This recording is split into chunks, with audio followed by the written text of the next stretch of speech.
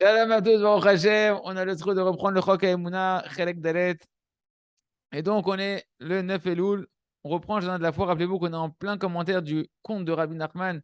Lorsque le roi dit à son fils, il lui donne la royauté de son vivant. Et il lui dit, sache que j'ai vu dans les étoiles que tu vas perdre la royauté et force-toi de rester joyeux, même dans les chutes, quand tu vas perdre la royauté. Et on approfondit cette notion de l'humilité, d'être joyeux dans toutes les situations et même dans les chutes. Et le Rav nous dit que l'essentiel de l'épreuve d'un homme après la chute, eh ben, c'est de ne pas tomber dans la tristesse, dans le désespoir, que ça, c'est le paroxysme de l'orgueil. Il y a encore une épreuve, et c'est ça l'essentiel du piège du Yetzer Hara, c'est de nous faire tomber dans la tristesse et dans l'orgueil qui vient après la faute. C'est pourquoi c'est ça l'épreuve dans laquelle on te met quand tu traverses des difficultés dans ta vie. Est-ce que tu as véritablement acquis la qualité de la joie? Parce que celui qui a la qualité de la joie, il est joyeux dans toutes les situations. Il est Bessimcha Tamid. Et il sait également que c'est la volonté d'Hachem d'être joyeux après un échec. C'est la volonté d'Hachem d'être joyeux après une chute. Et une personne qui fait ça, à ce moment-là, c'est une personne qui vit véritablement dans l'humilité. Ça veut dire quoi l'humilité? C'est qu'une personne, elle sait, l'humilité, c'est qu'une personne, elle sait que sa réussite qu'elle avait avant la chute, c'était que d'Akadosh Baruch Hu. Et Akadosh Baruch Hu, il savait très bien qu'il y a une chute qui t'attendait. Il t'a préparé déjà la dégringolade, le moment où il va t'enlever, sa force, son aide. Et il savait que tu allais trébucher. C'est ça qu'il a dit le roi à son fils. Sache que je vois dans les étoiles que tu vas perdre la royauté. Et le même roi, il t'ordonne de rester joyeux après la chute. Comme on a dit, lorsqu'on oublie, à l'instant où tu oublies, où tu déconnectes ta réussite d'Hachem Idbarach, que tu crois matériellement ou spirituellement que tu as réussi, les- la chute, elle est inévitable. Elle est inévitable. C'est ça la chute en elle-même. Dès qu'un homme il pense qu'il est le roi par son propre mérite, qui s'est mis la couronne sur la tête tout seul, qu'il a oublié que c'est le roi qui lui a mis de son vivant la couronne sur la tête. À ce moment-là, il se déconnecte d'Akadosh Baruch Hu, qui est la source de ta vitalité, qui est la source de ta force, donc de ta réussite. Si tu te déconnectes de la source de ta force, bah, tu tombes, mon ami. Tu tombes, et c'est très bien que tu tombes. Peut-être maintenant, enfin, tu vas te rappeler que toute ta force et toute ta réussite de régner, c'est que de Hachem Barach. Fais les plaïms, les amis, ce qu'on vient de voir, ça fait 12 ans que je le fais. Et je l'ai compris véritablement maintenant, profondément, maintenant. Un peu plus profondément. Pour vous dire, c'est des paroles qui paraissent simples, mais d'une profondeur. Et c'est un véritable médicament. Je vous invite à réécouter ces quelques minutes d'enregistrement et les réécouter pour bien les assimiler. Lorsqu'un homme il se renforce d'être joyeux, même après la chute, il est en train de réparer. Écoutez bien ce qu'on dit. Tu n'es pas en train de t'anesthésier le cerveau. Tu es en train de réparer la cause spirituelle de ta chute. T'entends, David? C'est ça le médicament, d'être Bessimra après la chute. Pourquoi? C'était quoi la cause de ta chute? Que tu as oublié que toute ta force vient d'Hachem Barach. Et pour ça, tu es tombé. Mais lorsqu'une fois que tu es tombé, tu ne tombes pas dans la tristesse ou bien tu vas te battre pour sortir de la tristesse et rester dans la joie. À ce moment-là, Hachem, il voit et dit, ah, cet enfant, il a compris que sa force, elle ne lui appartient pas. Que la force de la réussite, elle ne lui appartient pas. Il est Bessimra parce qu'il est conscient que tout ce qui est réussi avant, c'était moi qui lui ai donné, et que maintenant je lui ai enlevé parce qu'il a oublié que ça vient de moi. Et donc il a conscience que c'est moi sa force. Alors je peux lui redonner ma force. Je peux lui redonner de la force. Je peux lui redonner la royauté. Je peux le ramener à son niveau originel. Je peux le ramener dans la réussite parce que maintenant il ne m'oubliera pas. Il s'est rappelé de moi. Et ça, les amis, c'est allusionné dans ce qu'on dit dans la birka de la bracha du Yotzer. Vous savez, le matin, on fait le Yotzer avant le Shema Israël. Plutôt en fait dans la partie du Yotzer qui vient après le Shema Israël, où là-bas on dit dans le Emet Veyativ, Mashpil Gei Madearetz, Magbiash Falim Marom. Ça résume toute la vie d'un homme, ça les amis. Toutes les montées et descentes de la vie d'un homme, elles sont résumées dans cette phrase extraordinaire qu'on dit Hachem, il abaisse les orgueilleux jusqu'en bas de la terre. Et il élève les humbles jusque dans les cieux, dans les plus grandes hauteurs. Qu'est-ce que ça veut dire? Dès qu'une personne, elle rentre dans l'orgueil, Ken, Kadosh Baruch Hu, il l'abaisse. Et les orgueilleux, mais regardez, c'est pas négatif. Pourquoi il t'abaisse Hachem? Parce qu'Hachem ne peut élever qu'un homme qui est humble. Il ne peut se lier et donner sa force à Hachem et s'unir qu'un homme qui est humble. Il te voit orgueilleux, il t'abaisse, tu dégringoles. Mais si dans ta dégringolade, tu restes saméar, ce qui est la définition de l'humilité, que tu prends conscience que tu t'étais enorgueilli avant que tu avais oublié Hachem, et que maintenant, tu es humble dans ta chute. Et être humble, c'est pas être triste, c'est savoir être saméar, que oui, par rapport à ton orgueil, il valait mieux que Hachem il te laisse tomber. Maintenant, tu es humble, Hachem, il peut te réélever. Pourquoi Hachem, il te fait tomber pour mieux t'élever? Parce que dans ton élévation précédente, tu t'étais enorgueilli. Donc, il te fait tomber. Réacquère de l'humilité. Tu réacquiers de l'humilité par ta joie, tu peux remonter. Tu piges? Et si après qu'il te remonte Hachem, encore une fois, au bout de X temps, tu te réenorgueillis, tu as oublié que c'est Hachem qui t'avait refait monter de ton niveau, tu vas retomber. C'est pour ça qu'on monte et qu'on descend. Tu vas retomber et tu vas acquérir un peu plus d'humilité. Et de nouveau, dès que tu vas être humble dans ta joie, dans ta chute, il va te réélever, etc., etc. Parce qu'Hachem ne peut élever qu'un homme qui est humble, un homme qui est conscient que tout vient d'Hachem et qui est donc constamment dans la joie. Et ça, les amis, tout ça, à condition c'est que à condition que lorsque Hachem il va te faire tomber, quand dans le ciel on te fait tomber, que tu l'acceptes Bessimcha. C'est un sod atsoum. Rabbi Nachman a été obligé de cacher ça dans une histoire comme ça entre quelques parties de l'histoire, tellement ça bouscule tout l'univers religieux et la manière de penser d'un homme. Tout le secret, c'est d'être Bessimcha dans la difficulté et dans la chute. Et ça, c'est la preuve que tu acceptes ta condition et ta bassesse sans Hachem. Mais si une personne, quand Hachem il a fait tomber parce qu'elle s'était enorgueillie, elle avait oublié Hachem à un certain moment dans sa vie, dans sa conscience, et qu'Hachem il te fait tomber, et que toi maintenant, tu commences à pourquoi je suis tombé, et encore, et pourquoi Hachem ne m'aide pas, et pourquoi Hachem me laisse tomber. Ah, donc tu es en train de montrer quoi? Tu ne veux pas te soumettre devant Hachem. Tu n'acceptes pas la réalité. Et donc, tant que tu es comme ça, Hachem, il ne peut pas t'aider. Et c'est pour ça que des fois, on a des phases de chute qui sont prolongées. Parce que c'est combien tu vas nettoyer l'orgueil que tu avais accumulé avant. Plus tu avais de l'orgueil avant, plus ça va prendre du temps après pour réussir à retrouver Bessimra, accepter le fait que sans Hachem, tu n'es rien. Ah, dès que tu es prêt à arrêter de râler et que tu acceptes qu'il n'y a qu'Hachem qui peut t'aider et que tu retrouves la joie de vivre dans le lien avec Hachem, Hachem peut te réélever. Et ça que David Ameler, Allah Shalom, eh ben, lui, il a fait une faute dans sa vie. Enfin, la faute en tout cas principale qu'on lui reproche avec Bathsheba, bien qu'on dit que en réalité David n'a pas fauté, c'est que pour enseigner le chemin aux fauteurs de la Teshuvah, du repentir, eh bien David Ameler, une faute, il s'en est rappelé toute sa vie. Comme c'est marqué dans Tehilim 51, verset 5, Hatati negdi tamid. David Ameler, il a dit, je suis tombé une fois, c'est bon, j'acquiers l'humilité pour toute ma vie, je mets un panneau devant ma tête, j'ai mis ma faute devant moi pour toujours. Je ne veux plus oublier que sans Hachem, je suis sujet à la faute. Sans Hachem, je suis sujet à la bestialité. Je suis sujet au mal, à la cruauté, etc., etc. Il a compris sa réalité, David Ameller, et il ne voulait plus l'oublier. Je peux tomber. Je ne veux plus oublier Hachem. Je ne veux plus oublier que sans Hachem, je ne suis rien du tout. Et c'est ça, la même chose que j'ai mis ma faute devant moi toujours et j'ai mis Hachem devant moi toujours. Si une personne se rappelle de sa faute tout le temps, alors il se rappellera d'Hachem tout le temps, que j'ai besoin d'Hachem tout le temps. Et donc, à ce moment-là, eh ben, grâce à lui a permis à David Ameller de rester constamment soumis et constamment dans la prière, de ne jamais, jamais se détacher d'Akadosh Baruch Hu, pour qu'Akadosh Baruch Hu constamment il puisse me sauver de mon Yetzer Hara et qu'il ne me laisse jamais entre les mains de mon Yetzer Hara. Et de ça, il était toujours Bessimcha, parce qu'il était constamment entre les mains d'Hachem, il se mettait constamment entre les mains d'Hachem. Et c'est pour ça que David Ameller, il faisait que chanter Hachem, louer Hachem, même dans des situations extrêmement difficiles, même quand son fils Avshalom, il s'est rebellé contre lui, sa propre chair, le fils de la chair de sa chair, il s'est rebellé contre lui, et qu'il l'a détrôné, qu'il l'a poursuivi, persécuté pour le tuer. Il est resté Bessimcha, a continué à louer à Kadosh Baruch Hu, qu'on apprenne David Ameller, quel est le chemin de la Teshuvah, quel est le chemin de l'humilité, et quel est le chemin de la Simcha, d'être toujours devant Kadosh Baruch Hu, de voir toujours Hachem, se rappeler toujours d'Hachem, réécoutez ce cours, réécoutez ces quelques minutes, les amis. Je vous assure, c'est un match d'une valeur inestimable de la Hachem Idbar. On continue avec le jeûne des louanges pour acquérir la qualité de la confiance en Hachem, qu'on a entre les mains d'Hachem, qui sont constamment bonnes, qu'Hachem nous aime constamment, qu'Hachem veut nous faire que du bien et qu'il nous arrivera que du bien, encore plus de bien. Donc on continue.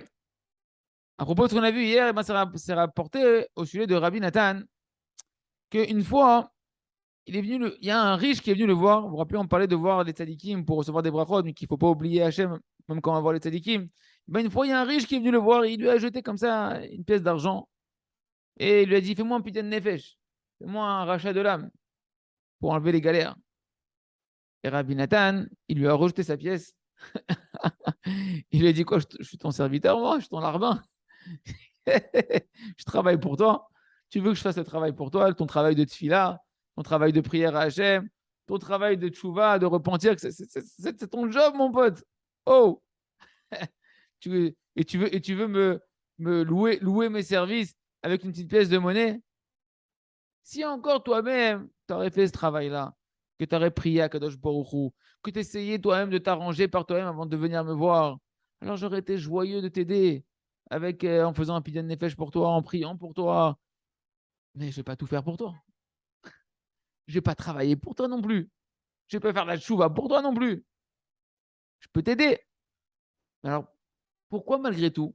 Donc, on voit cette histoire que les tzadikim, ils ne veulent pas faire tout pour toi. Mais des fois, on voit pourtant le Rav nous dit que des fois, les tzadikim, eh ben, sans te demander vraiment de participation, ils décrètent que ça s'arrange pour toi et on voit que ça s'arrange. Pourquoi? Parce qu'en réalité, des fois, ils espèrent, les tzadikim, que quand tu vas voir eh ben, le miracle, l'intervention du tzadik, l'intervention d'Hachem qui passe par le tzadik, et que tu vas avoir des délivrances, ah, tu vas te réveiller. Tu vas te réveiller de ta torpeur, tu vas te réveiller à la tchouva. Parce que c'est sûr que, idéalement, a priori, c'est beaucoup mieux qu'un homme il se réveille de lui-même, qui commence à faire teshuva avant d'aller voir le tzaddik. Et que le tzaddik, juste après, il va simplement l'aiguillonner pour bien lui faire comprendre le chemin dans lequel il doit aller pour revenir du tchouva, comment prier, etc., comme on a expliqué dans les cours précédents. Mais lorsqu'un homme, déjà, il ne sait pas tout ça, on ne lui a pas appris tout ça, il ne connaît pas. Alors le tzaddik, des fois, il vient et il l'aide malgré tout, en espérant que la délivrance qu'il va recevoir, elle va l'aider à se réveiller bitchouva. Et ça, les amis, il y a des choses comme ça qui sont cachées et qui nous dépassent. Une fois, une femme, elle a raconté au Rav qu'elle est tombée, elle a chuté dans sa foi des sages, ce qu'on appelle les Emunat Rachamim. Ken, chez une flamme Emunat Rachamim, et qu'elle s'est dit pour elle que la foi dans les sages, c'était une erreur. Ken.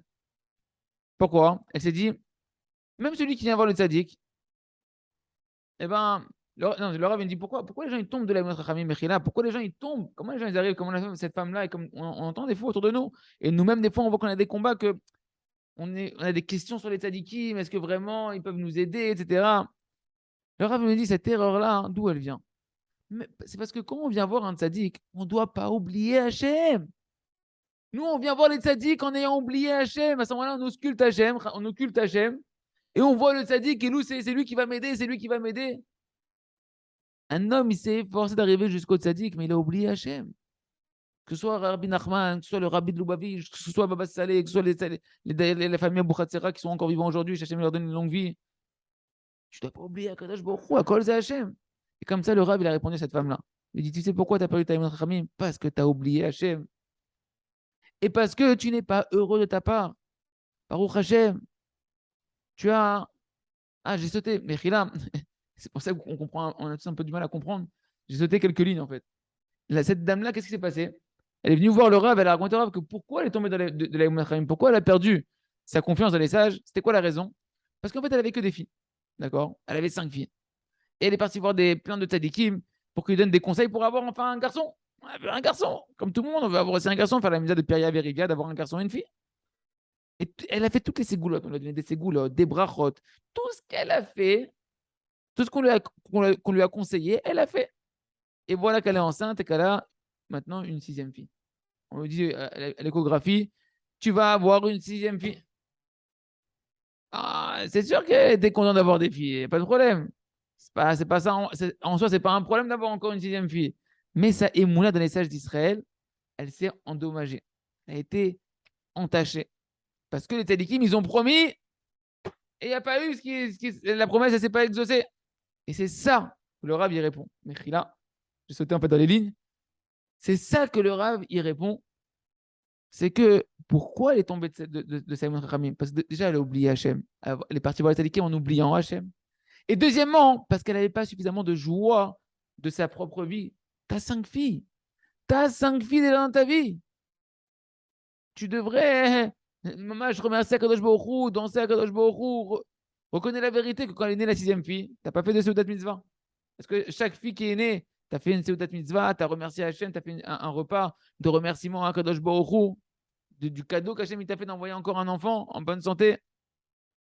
Ken, la vérité, c'est que tu ne l'as pas fait. Tu n'as pas remercié Hachem de tout ton cœur. Et donc, le Rav dit, c'est pourquoi, hein, si c'est comme ça, peut-être que toi et ton mari, maintenant, eh ben, ce que vous devriez faire, c'est faire tes chouvas sur votre manque de Emouna. Parce que Emouna, la foi, c'est valeur numérique banim. Même valeur numérique que le mot banim qui veut dire des enfants, des garçons. Il dit donc, oui, tu avais peut-être une certaine Emouna dans les talikim, mais la Emouna Bachem, il faut la réparer. La Emouna dans Hachem lui-même, déjà. Donc, Akadosh Baruch Hu, il a voulu que tu aies encore une fille. Pourquoi que tu aies encore une fille? Pour que tu te réveilles à faire Chouva. Chouva sur quoi? Sur ton manque de Emouna en Hachem.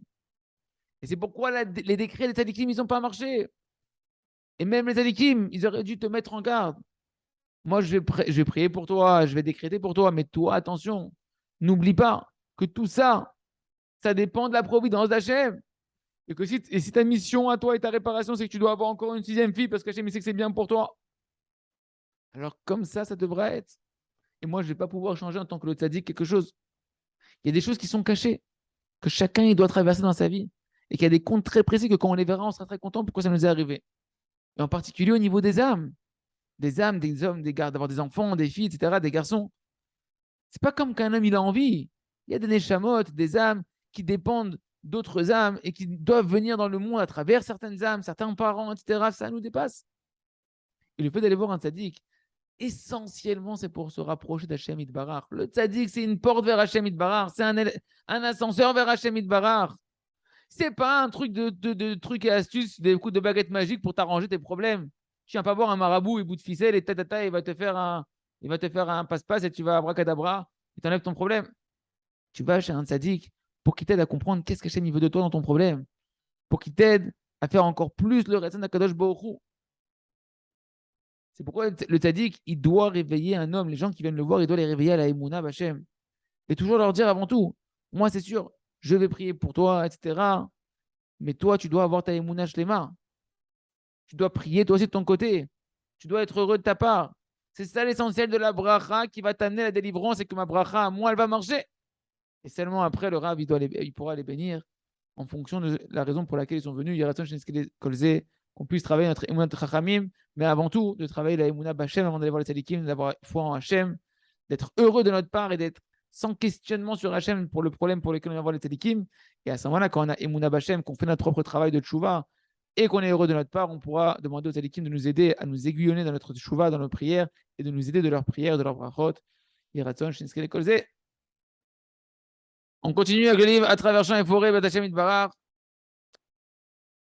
Donc, rappelez-vous qu'on voyait dans ce chapitre où on apprend cette ségoula extraordinaire de faire 6 heures de hitbodedut pour solutionner tous les problèmes rapidement. Hein, c'est le débouche-tout. Il débouche les canalisations quand tu as un gros problème de faire 6 heures consécutives d'hitbodedut.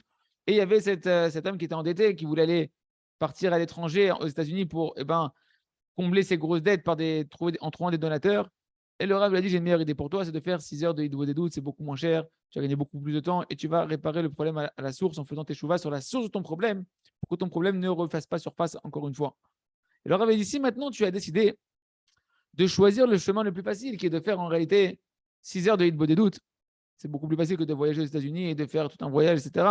Alors je vais te guider comment de manière générale tu dois structurer un petit peu des grandes lignes pour combler d'une bonne manière ces 6 heures de hitbodedut. Comment prier? Première chose, remercie beaucoup Akadosh Baruch Hu déjà. Tu vas commencer par remercier Akadosh Baruch Hu pour toutes les bontés qu'il t'a fait jusqu'à aujourd'hui, toutes les fois où il t'a aidé, tout ce qui t'a aidé à te débrouiller malgré tes dettes, etc. Également pour tous les bienfaits qu'il t'a fait matériellement, spirituellement, et tu vas remercier Akadosh Baruch Hu sur les dettes elles-mêmes, que va d'aide, d'après la Emouna, tes dettes elles sont pour ton bien. Et la preuve, c'est que grâce à tes dettes, tu vas t'apprêter à faire une chose que tu n'as jamais fait encore dans ta vie, de tenir 6 heures devant Hachem, à parler à Akadosh Baruch Hu, à prier à Hachem, à remercier Hachem, à faire tchouva. Sans ces dettes-là, quasiment impossible. Tu n'aurais jamais fait ce travail-là. Tu ne serais jamais autant rapproché de Kadosh Baruch Hu. Donc, sur ça, tu dois remercier Hachem de la proximité que ces dettes, elles sont en train de créer entre toi et Kadosh Baruch Hu.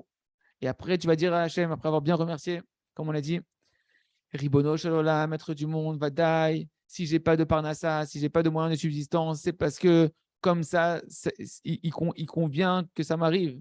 que je n'ai pas de parnassa pour l'instant, d'après tes calculs à toi, Kadosh Baruch Hu. Et badaï que si j'ai des dettes, si je suis endetté, que ça c'est des souffrances, des grandes souffrances, c'est parce que j'ai des fautes. Il n'y a pas de souffrance sans faute, Ribono Shel Olam.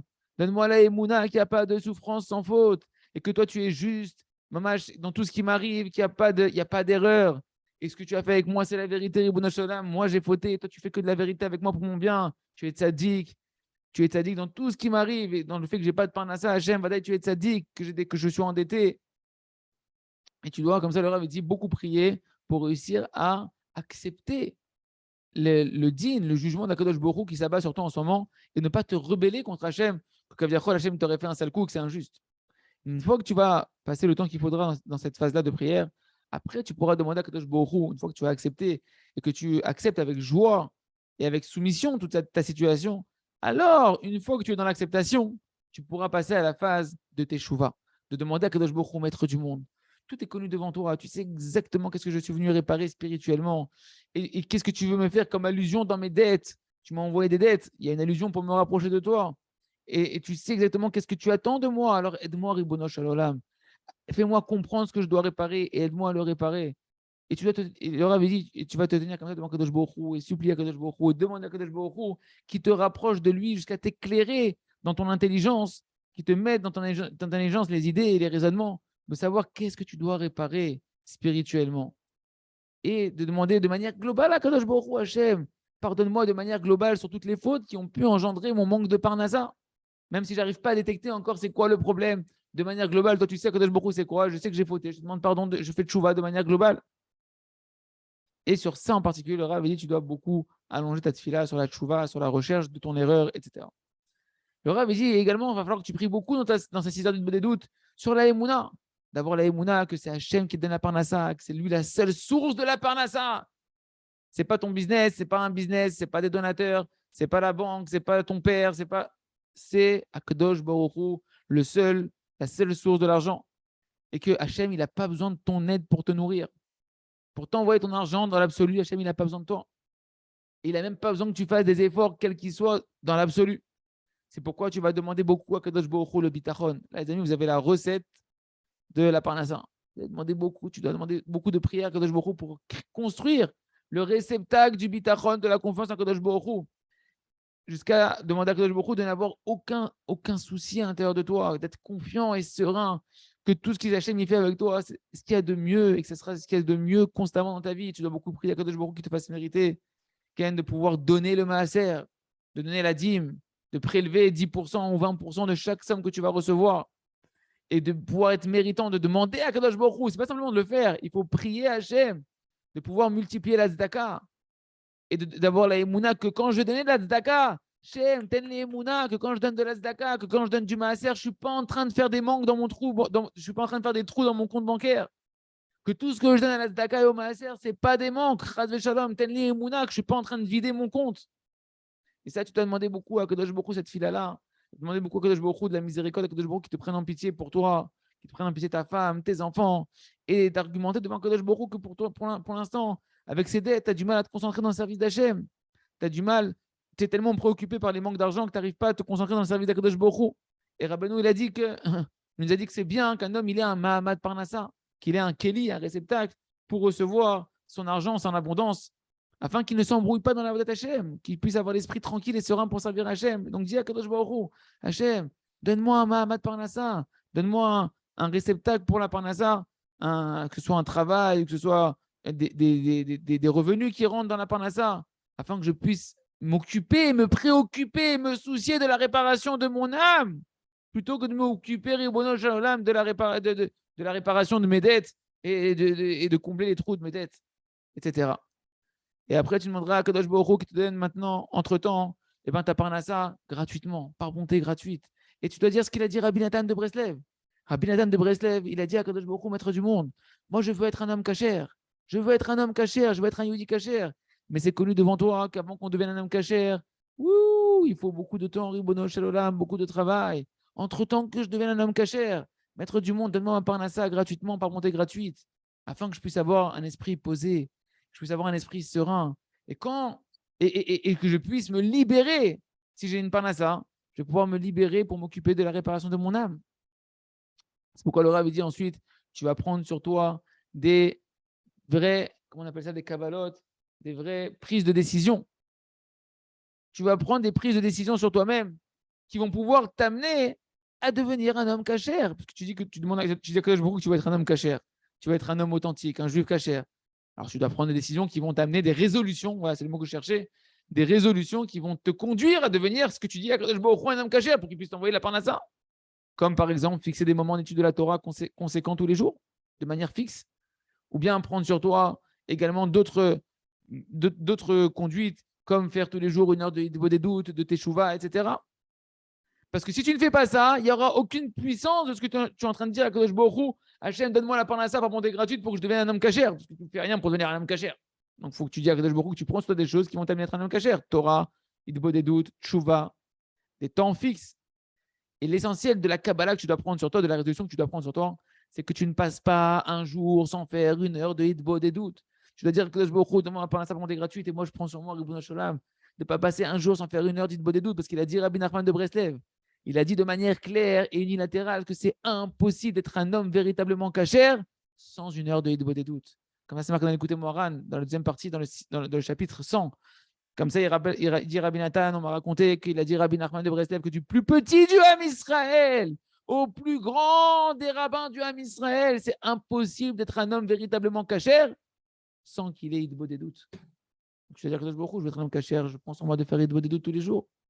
Et quand le Créateur du monde, il voit que tu es sérieux dans ce que tu es en train de dire, que tu t'efforces véritablement de faire tes chouvas et que tu vas dans le bon chemin pour être un homme cachère, alors il va accepter tes arguments et il va te donner entre-temps ta parnassa par montée gratuite et il va te sortir de tes dettes. Les amis, vous avez une recette extraordinaire pour sortir des dettes, une recette extraordinaire pour augmenter sa confiance en Hachem et avoir un Kéli puissant pour avoir la parnassa facilement, une recette extraordinaire pour avoir une parnassa qui vous permet d'aller étudier encore plus la Torah. Réécoutez bien cette recette de ces 6 heures d'Ilbo des doutes et mettez-la en pratique, que ce soit dans 6 heures d'Ilbo des doutes, que ce soit dans une demi-heure d'Ilbo des doutes, que ce soit tous les jours un petit peu quelques minutes. C'est une recette extraordinaire. Ashrenu matov chelkenu. On reprend avec le jardin de la sagesse. On continue avec le jardin de la sagesse. Donc, les conclusions sur le conte de Rabbi Nachman qu'on a fini au Chachem du sage et du simple. Eh ben, on doit apprendre de ce conte-là, d'aller dans les chemins, dans les conduites, dans les manières de se comporter du tam. Comme on a dit, l'essentiel d'être méchamèche, de côtoyer les tzadikim, en particulier ici, le tam de notre histoire, le tam akadosh, ce tzadik qui paraît tellement simple et qui a eu une tellement grande réussite. Eh ben, en réalité, c'est pour nous enseigner essentiellement l'intégrité parfaite d'un juif, comment il doit être intègre, comment il doit être dans la simplicité, intègre dans sa foi totale qu'il avait, qui s'exprimait essentiellement, Ken, par le fait qu'il était constamment en train de vivre dans son chemin à lui, dans sa vie. Il était concentré sur sa mission à lui, sans se culpabiliser, sans s'en vouloir, sans se comparer avec les autres. Et c'est ça la chose essentielle qu'on doit apprendre du Tam, les amis. La chose essentielle que le Tam, il nous apprend, que Rabbi Nachman nous apprend dans le conte du simple, c'est que chacun, il doit se concentrer sur sa vie. Arrête les Facebook, les Instagram, de regarder les statuts des WhatsApp et il a dit ci, lui, il a réussi comme ça, et sa femme, il a des enfants. Oublie, sois heureux de ce qu'Hachem il a mis dans ta vie. Et devant toi, une seule question. Qu'est-ce qu'Hachem il veut de moi? Et le reste, j'en ai rien à faire. Le patli klal, qu'est-ce qui se passe chez l'autre? C'est ça l'axe principal sur laquelle gravite constamment l'image du Tam, sur laquelle elle est construite, sur laquelle Rabbi Nachman a construit l'image du Tam. Zem aseh shelo, vezem aseh sheli, ve'od lama lanu ledaber me'acherim. C'est son histoire à lui, ça c'est mon histoire à moi. Pourquoi on va parler des autres? Oh, ça a la photo. Pourquoi on va parler des autres? Ken? Et sans ce, sans ce fondement-là, si le Tam n'avait pas acquis cette qualité-là, alors il aurait dégringolé dans sa vie. Il a commencé comme un misérable et tout le monde était en train de le persécuter. Et qui sait où est-ce qu'il serait arrivé, à quel niveau de décadence il serait arrivé, s'il n'était pas fort et vaillant, le Tam, dans sa émounage les mains, que Kadosh Baruch Hu, il exerce sa providence sur lui et qu'il le conduit dans sa mission à lui, qui est la meilleure pour lui. Et que, en fait, sa mission et son chemin à lui, eh ben, ça comprend en réalité toutes ses qualités et tous ses défauts. S'il n'avait pas cette foi-là, que tout ça c'est pour son bien, il aurait dégringolé, il aurait fait une catastrophe dans sa vie. Mais la force de sa émouna otam, qu'il avait d'être heureux de sa part parfaitement, de ses qualités et de ses défauts, ça l'a amené à des niveaux extraordinaire avec le Premier ministre. Il est passé d'un cordonnier raté au Premier ministre du monde entier. Et mamash, les amis, comme le tam, comme le simple que Rabbi Nachman nous a décrit, chacun d'entre nous de ce monde-là, sans aucune exception, n'importe qui, peu importe qui tu es, que tu me racontes ton point de départ, comment tu es né, quels parents, quelles conditions tu as, tes qualités, tes défauts, si tu marches avec le chemin de la tmimout, de la simplicité, de la émouna, comme le tamakadosh, et que tu t'embrouilles de rien, et c'est ça tout le ikar, loleit balbel, de ne pas s'embrouiller, de ce que tu compares avec les autres, de ne pas te culpabiliser, de ne pas regarder aucune autre personne, ni matériellement, ni spirituellement, et que tu restes attaché à l'image, à l'exemple du tam, d'être tamid ben simcha, toujours heureux de ta part, et que tu fais tout ce que tu as à faire dans la simcha véritable, alors le Rav nous dit, c'est une certitude, Rabbi Nachman nous montre dans ce compte-là que tu vas devenir le premier ministre de tous les ministres, que tu vas être le prince de tous les princes, et que tu vas arriver à des niveaux extraordinaires dans ta spécificité à toi, dans ta mission à toi, comme on va expliquer encore un peu après dans la suite des commentaires. Et peu importe ton potentiel initial, que tu dis, moi je démarre avec ces kélim-là, avec ce point de départ, on s'en fout d'où tu commences, c'est ça la puissance de ce conte. Rabbi Nachman nous a pris un tam qui c'était un raté. Pour la société aujourd'hui, on aurait appelé ça un raté, un bon à rien. Et il nous montre qu'il est devenu le summum de la réussite. Parce que c'est ça qu'on voit essentiellement qui nous décrit Rabbi Nachman chez le Tam. Que la réussite, et ça, il faut se le rentrer dans le cœur, les amis, pas dans la tête, dans le cœur, il faut beaucoup prier pour que ça rentre, que la réussite ne dépend d'aucun facteur extérieur. Je répète ce qu'il nous dit le Rav Shamarou Sherié. Il nous extrait le jus, le concentré des paroles du conte de Rabbi Nachman. La réussite matérielle, la réussite spirituelle ne dépend d'aucun facteur extérieur, ni de ta sagesse, ni de tes qualités, de tes aptitudes, ni d'aucune condition initiale. Elle dépend d'une seule chose, nous dit Rabbi Nachman dans ce conte, qu'un homme y soit attaché à la qualité d'être heureux de sa part, d'aller dans le chemin qu'Hachem il a mis devant toi, qui est ton chemin à toi, et pas celui de ton frère, ni de ton ami, ni de ton rabbin, ton chemin à toi. Ne regarde personne. Pose-toi une seule question véritablement, qu'est-ce qu'Hachem il veut de moi aujourd'hui?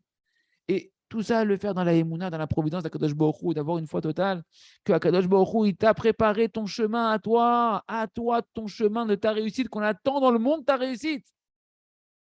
Comme on a dit, rappelez-vous, les rails, les lignes de métro pour les Français, ouais, les lignes de métro, chacun il a sa ligne.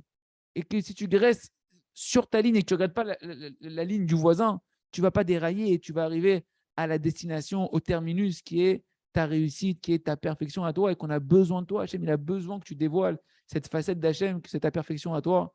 Il est qu'on puisse marcher sur les pas du Tam et d'acquérir cette mimoute à l'intérieur de nous-mêmes.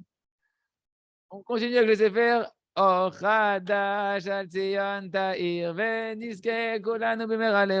on est les amis dans les tfilotes pour des exemples de prière, comment travailler sa volonté de changer, de pouvoir sortir de changer sa nature. Et le Rav nous donne des exemples à travers le fait de travailler le Yetzer Hara, le mauvais penchant de vouloir dormir et de nous faire perdre des heures de vie et un service d'Hachem qui est dans le sommeil. Donc, voilà des exemples de prière. Maître du monde, je t'en prie, toi qui n'as pas de sommeil devant toi, Ribono Shalom, comme c'est marqué, il ne dort pas, ni il ne sommeille, le gardien d'Israël. Je t'en prie, Ribono Shalom, toi qui réveilles ceux qui sont endormis, qui réveille ceux qui somnolent, toi qui fais ressusciter les morts, toi qui guéris les malades, toi qui dessis les yeux des aveugles, toi qui relèves ceux qui sont courbés, toi qui donnes la parole à ceux qui sont muets, qui délivres ceux qui sont emprisonnés, je t'en prie. Ribono Shalom, ta miséricorde infinie, réveille-moi de mon sommeil. Je t'en prie, mon Shalom, fais-moi me réveiller, me mettre debout dans ta miséricorde infinie. Tourne ton visage vers moi et prends-moi en grâce, car tu es le seul Ribono Shalom. Et moi, tu es le seul qui peut m'aider. Non, parce que moi, je suis tout seul et isolé comme un pauvre. Et tu connais, Ribono Shalom, les détresses de mon cœur, combien ne font que s'élargir, dans quelle détresse je suis. Sors-moi de cette détresse, Ribono Shalom. On voit le poids de mon fardeau et supporte mes fautes, Ribono Shalom. Toi, prends mes fautes, prends-les sur toi. Regarde, Ribono Shalom, comment nos ennemis se multiplient.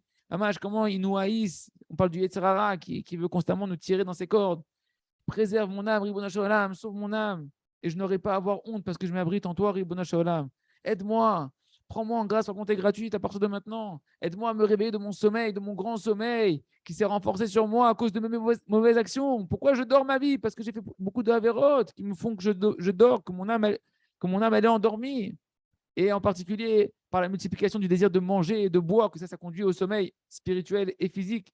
Aide-moi, Ribono Shel Olam, à me réveiller d'un éveil puissant, à revenir vers toi, Béhémet, sincèrement, avec un grand empressement. Sauve-moi maintenant, Ribono Shel Olam, de toutes mes fautes, involontaires, volontaires, que j'ai fait par rébellion, et sois constamment, à partir de maintenant, à mes côtés. Préserve-moi, garde-moi, Ribono Shel Olam, du désir de vouloir manger. Ici, on parle de manger, que la nourriture, ça amène au sommeil physique et spirituel. Fais-moi mériter, Ribono Shel Olam, que ma nourriture, elle soit constamment dans la kedusha, dans la pureté, dans la sainteté. Et que je n'ai aucun désir de la nourriture en elle-même, et que ma nourriture et ma boisson soient constamment une nourriture qui est déjà clarifiée au niveau d'une nourriture pour un être humain et pas pour un animal. Protège-moi, Ribono Shel Olam, sauve-moi, que je ne tombe dans aucune consommation d'une nourriture qui n'a pas été encore clarifiée, qui n'a pas été encore élevée à une nourriture qui est digne d'être mangée par un homme. Que si déjà on mange une nourriture qui n'est pas mévorée, qui n'est pas encore purifiée, alors on peut tomber de tout le visage de la Gdusha. Quand on mange de la nourriture interdite ou une nourriture où on n'a pas fait les troumotes, les maasrot, ça nous fait perdre toute la lumière de la Gdusha. Et on peut tomber à ce moment-là dans un grand sommeil profond. D'ailleurs, c'est ce qu'on voit, les amis, en ce moment, Bidouk, dans le livre juste après, le conte de la princesse disparue, qui va manger la pomme et il va s'endormir pendant 70 ans. Et aide-moi, Ribono Shel Olam, à manger dans la Kedusha, dans une grande Kedusha, de la nourriture qui est réparée et de manger, mamash, machalim, de la nourriture qui sont de la dimension du Gdushat Lechem Apanim, le pain qu'il y avait dans le Beth Amikdash, le pain de préposition du Beth Amikdash, que je puisse mériter par cette nourriture-là, à avoir un bon cœur, un cœur joyeux, avoir un visage lumineux de la Gdusha. Et sauve-moi de toutes ces nourritures qui peuvent m'amener, à avoir un mauvais cœur et à obstruer mon cœur. Tout ça, en fait, c'était ici un extrait du Likuté Tfilot de Rabbi Nathan, de la Tfila numéro 60. Et continue le Rav, encore d'autres exemples de Tfila. Ribono Shel Olam, maître du monde, toi qui donnes la conscience à l'homme, aie pitié de moi. Fais-moi voir combien je suis un idiot, combien je manque de conscience et combien j'ai l'impression que c'est un kiff de dormir, de multiplier les heures de sommeil. Je crois que c'est un kiff, Ribono Shel Olam, et que j'ai un désir de dormir. Et qu'en réalité, c'est comme si je me disais que j'ai envie de mourir parce que le sommeil, c'est une déconnexion de la vie. Le sommeil, c'est une forme de mort, Ribono Shel Olam. Fais-moi prendre conscience combien je suis un idiot, de me dire, oh, j'ai bien dormi cette nuit. Ah, j'ai fait une bonne grasse matinée. Je me rends compte que c'est une idiotie, ce genre de paroles. Combien en réalité j'ai brûlé des heures de ma vie, à dormir. Combien des nuits entières précieuses j'ai perdu. Combien de Shabbatot. Combien de temps précieux de Shabbat j'ai perdu à dormir, à faire des siestes en pensant que c'était un kiff, etc. Et au final, quand on les accumule, eh ben, ça fait des années entières de vie que j'ai perdu dans le sommeil. Oh, et malheur à moi, que j'ai dormi ma vie. Et pitié de moi.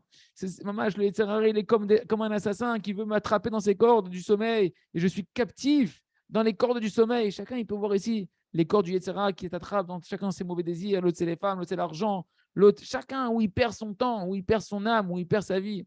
Sauve-moi, Ribono Shel Olam, combien ce Yetzirah, il m'a arnaqué jusqu'à présent. Maman, aie pitié de moi, Ribono Shel Olam, prends-moi en grâce, donne-moi la sagesse, le discernement, la compréhension. Aide-moi à savoir, à avoir la conscience que de vouloir dormir, c'est la pire des volontés qui existent. On ne dit pas qu'on ne va pas dormir, les amis. Encore une fois, je vous calme. On va dormir, mais on ne veut pas dormir. On veut s'attacher à Hachem dans le sommeil. Que c'est la plus grande hommage, le plus grand des mauvais désirs, c'est de vouloir dormir. Que mamage, ça réveille dans l'homme au final des mauvais désirs, ce qui fait que après il fait des mauvais rêves, des rêves d'impureté, etc. Aide-moi à me rappeler, Ribono Shel Olam, d'avoir un souvenir parfait qu'en réalité, le sommeil, c'est le mal incarné. Quand on désire dormir, c'est le mal incarné, c'est la déconnexion avec Hachem, Chas Shalom. Il raisonne que chacun il se renforce de cette filote-là, soit pour sortir du désir de dormir, ou soit prendre des exemples pour pouvoir prier chacun dans le sujet qui lui correspond. Comment apprendre à crier à Hachem de sortir de son Yetzer Hara et de pouvoir changer sa nature. On continue et on termine avec le livre Le Jardin des désirs vers Kadosh Baruch Hu, Ganaga Agouim, qui est en réalité le conte de Rabbi Nachman de la princesse disparue. Et on commence tout de suite le 9e chapitre, Baruch Hashem. Et comme je vous le disais, c'est vraiment lié à la prière d'avant. Shena Amuka, un profond sommeil. Bel Ashgacha hein, qui se produit ici. Et donc voilà les mots de Rabbi Nachman dans le conte. Et voilà que le second du roi, il voit un bel ilan, un bel arbre. Hein. Et dessus, il voit des magnifiques pommes qui poussent dessus, qui sont très belles, appétissantes, comme Chava. Chava, comme elle a dit, j'ai vu l'arbre, le fruit qui était beau à manger. Hein. Elle a vu avec ses yeux. Et il s'est mis à désirer énormément ce fruit-là. Et il a craqué. Il a pris, il a mangé. Et dès qu'il a mangé la pomme, le sommeil l'a attrapé. Un long sommeil de 70 ans. C'est ce qui est marqué dans la Torah, Samer 60 de l'écouter Moran, qui est en réalité véritablement une explication de ce conte, premier conte de Rabbi Nachman qu'on est en train de parler, où là-bas, Rabbi Akadosh explique qu'il y a des gens qui tombent dans un sommeil à cause de la nourriture, qui n'est pas une nourriture comme il faut, qui n'est pas réparée, qui n'est pas une nourriture qui est à même d'être mangée comme il faut par un homme. Et voilà le langage de Rabbi Nachman dans cette Torah de l'écouter Moran. Il nous dit, car il y a des gens qui tombent dans un sommeil durant toute leur vie. Ils sont vivants, mais c'est des morts vivants spirituellement. Que même que le monde, ils ont l'impression. Et, et même quand le monde, il croit qu'il voit des gens qui servent Hachem Itbarach. Tu vois, ils ont la kippa, ils vont à la synagogue, ils font un peu de Torah, etc. Torah, Tfila. Et malgré tout, tout leur service d'Hachem, eh ben Hachem, il n'a pas de véritable plaisir de leur service. Pourquoi? Parce que leur service, il ne peut pas s'élever jusqu'à Kadosh Baruch Hu. Il reste en bas. Il n'a pas la force de s'élever vers Kadosh Baruch Hu. Pourquoi? Parce que l'essentiel de la vitalité qui permet à toute chose spirituelle de s'élever, eh ben, il nous dit le Rav, Rabbi Nachman, c'est l'intelligence. Comme c'est marqué, la sagesse, elle vitalise ceux qui la détiennent. Comme ça, il nous dit Shlomo Ameler dans Kohelet. Donc la sagesse, c'est la vitalité. C'est la vitalité de toute chose. Et lorsque maintenant on sert Hachem sans intelligence profonde, alors si on sert Hachem avec de l'intelligence, eh ben, on met de la vitalité qui fait que le service d'Hachem va pouvoir, eh ben, il aura l'énergie de pouvoir s'élever jusqu'à Kadosh Baruch Hu, donner du plaisir à Hachem.